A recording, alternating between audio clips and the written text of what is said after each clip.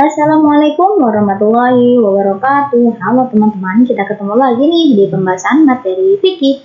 Kali ini kita akan membahas materi kelas 10 Madrasah Aliyah Sederajat mengenai rangkuman dari bab 6 kepemilikan atau milkiyah. Pengertian kepemilikan. Kepemilikan adalah hubungan secara syariat antara harta dan seseorang yang menjadikan harta terkhusus kepadanya dan berkonsekuensi boleh ditasarrufkan dengan segala bentuk tasarruf selama tidak ada pembekuan tasarruf. Adapun dalil dari kepemilikan sendiri diantaranya terdapat di dalam Quran Surat Al-Ahzab ayat 50. Macam-macam kepemilikan. Yang pertama, ada kepemilikan utuh. Kepemilikan utuh adalah kepemilikan seseorang terhadap barang sekaligus manfaatnya. Di antara sebab-sebab kepemilikan utuh adalah ada isti'la ala al-mubah, yaitu kepemilikan seseorang terhadap barang yang belum pernah berada dalam kepemilikan seseorang dan tidak ada larangan syariat untuk memilikinya, seperti penangkapan ikan di laut, mengambil air dari sumber, dan berburu hewan. Syarat-syarat kepemilikan dengan cara isti'la ala al-mubah ada dua. Yang pertama, belum pernah berada dalam kepemilikan seseorang. Yang kedua, kesengajaan untuk memiliki. Yang kedua, ada al-uqud, yaitu kepemilikan seseorang terhadap barang dengan cara transaksi seperti transaksi hibah atau pemberian, bai atau jual beli, i'aroh atau pinjam meminjam, dan lain sebagainya. Yang ketiga ada khalafiyah, yaitu kepemilikan seseorang terhadap barang dengan cara pergantian, baik berupa pergantian orang yang dikenal dengan istilah warisan atau berupa pergantian barang yang dikenal dengan istilah ganti rugi atau tadmin. Khalafiyah ada dua macam, yang pertama ada warisan, dan yang kedua ada ganti rugi atau tadmin.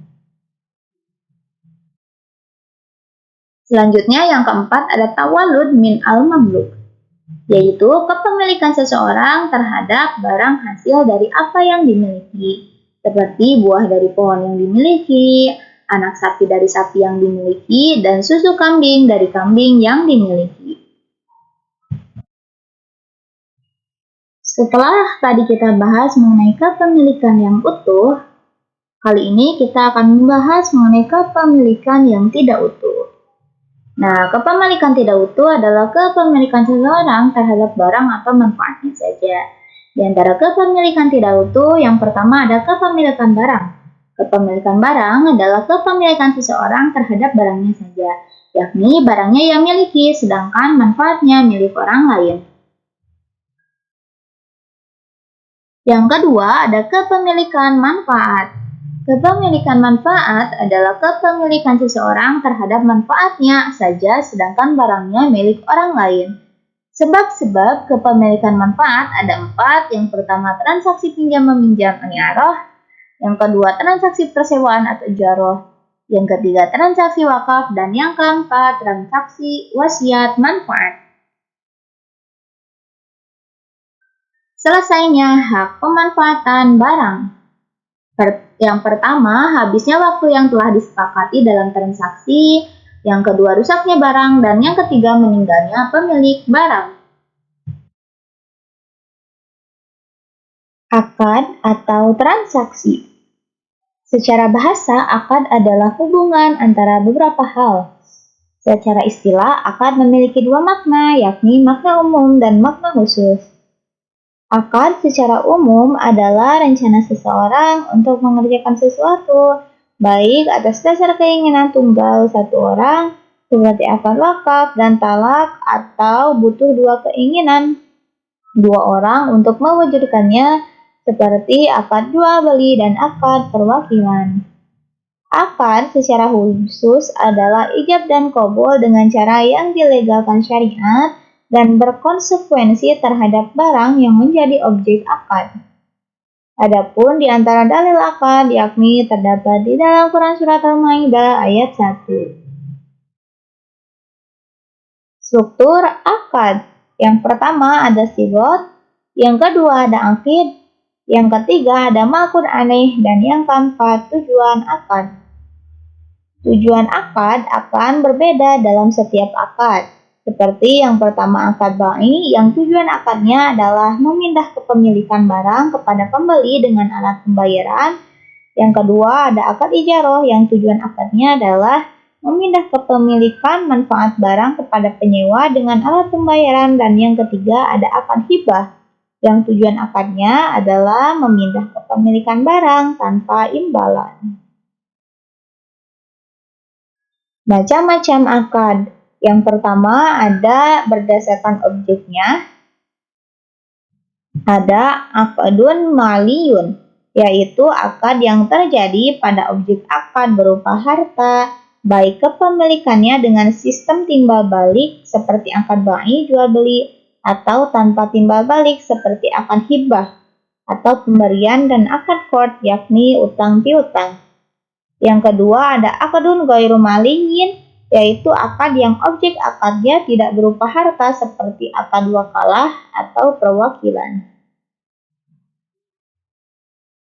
Selanjutnya, akad berdasarkan boleh digagalkan atau tidaknya. Yang pertama ada akad lazim, yaitu akad yang tidak boleh digagalkan secara sepihak tanpa ada sebab yang menuntut untuk menggagalkan akad, seperti ada cacat dalam objek akad.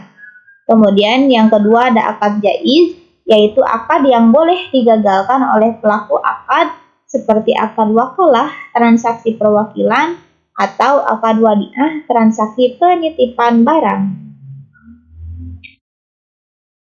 Selanjutnya ada akad yang tergolong dalam kategori lazim. Dari kedua pelaku ada 15, adapun yang tercantum di dalam slide ini ada 9 ya teman-teman. Boleh disimak baik-baik. Jika teman-teman masih penasaran, boleh teman-teman buka kembali buku pegangan atau buku paketnya, atau juga boleh cari di mesin penelusuran ya.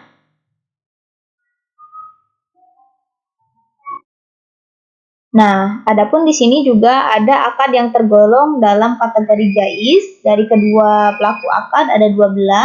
Adapun yang di dalam video ini saya cantumkan 7 ya teman-teman.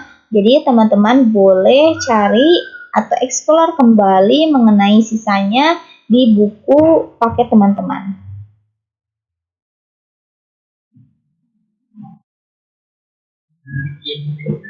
Nah, selanjutnya ada akad yang tergolong dalam kategori lazim dari salah satu pihak dan jaiz dari pihak lain ada 8. Adapun yang tercantum di dalam video ini ada 5. Boleh disimak baik-baik, dan jika memang diperlukan boleh di-pause terlebih dahulu video ini ya.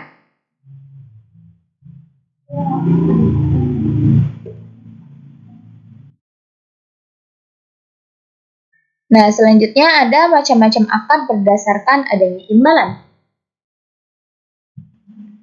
Yang pertama ada akad mu'awadhah, yaitu akad yang di dalamnya terdapat imbalan atau iwad baik dari satu pihak atau kedua belah pihak, seperti akad bai atau transaksi jual beli, dan akad ijarah, transaksi persewaan. Akad mu'awadah ada 2, yang pertama ada mu'awadah mahdoh dan yang kedua mu'awadah ghairu mahdoh. Adapun yang kedua ada akad tabarru, yaitu akad yang di dalamnya tidak terdapat imbalan atau iwad seperti akad hibah, transaksi pemberian. Akad tabarru ada 5, yang pertama wasiat, yang kedua itkun atau memerdekakan budak, yang ketiga hibah atau pemberian, yang keempat wakaf, dan yang kelima ada ibahah, perizinan untuk menggunakan barang. Selanjutnya ada macam-macam akad berdasarkan terpenuhi rukun atau tidaknya. Nah, di sini ada akad sahih, yaitu akad yang terpenuhi semua rukun dan syaratnya, dan yang kedua ada akad fasid, yaitu akad yang tidak terpenuhi semua rukun dan syaratnya. Macam-macam akad berdasarkan adanya batas waktu yang ditentukan atau tidak terbagi menjadi 2. Yang pertama ada akad mu'aqqad, yaitu akad yang disyaratkan harus ada penyebutan batas waktu, dan yang kedua ada akad mutlak, yaitu akad yang tidak diharuskan ada penyebutan batas waktu. Nah, selanjutnya kita akan membahas mengenai ihya'ul mawat atau membuka lahan yang mati. Secara bahasa, ihya adalah membuat sesuatu menjadi hidup, sedangkan mawat secara bahasa adalah lahan yang mati. Secara istilah, ihya'ul mawat adalah mengelola atau menghidupkan lahan yang mati atau lahan yang tidak bertuan dan tidak dimanfaatkan oleh seseorang. Hukum ihya'ul mawat adalah sunnah. Adapun dalilnya terdapat di dalam hadis yang diriwayatkan Tabrani yang artinya bumi adalah bumi Allah. Hamba-hamba adalah hamba-hamba Allah. Barang siapa membuka lahan mati, maka menjadi miliknya. Menurut Imam Zarkashi, secara umum lahan dibagi menjadi 3. Yang pertama mamlukah, yaitu lahan yang dimiliki seseorang baik dengan cara pembelian atau hasil dari pemberian orang lain. Yang kedua ada mahbusah, yaitu lahan yang tidak bisa dimiliki baik karena terikat dengan kepentingan umum seperti jalan raya dan masjid atau kepentingan individu seperti barang wakaf. Dan yang ketiga ada munfaqoh, yaitu lahan yang tidak terikat dengan kepentingan umum atau kepentingan individu. Struktur ihya'ul mawat. Yang pertama ada muhyi, yang kedua ada muhya, dan yang ketiga ada ihya. Baik, cukup sekian pembahasan kita pada materi kali ini. Semoga bermanfaat. Mohon maaf apabila ada kesalahan. See you and thank you. Don't forget like, comment, and subscribe. Wassalamualaikum warahmatullahi wabarakatuh.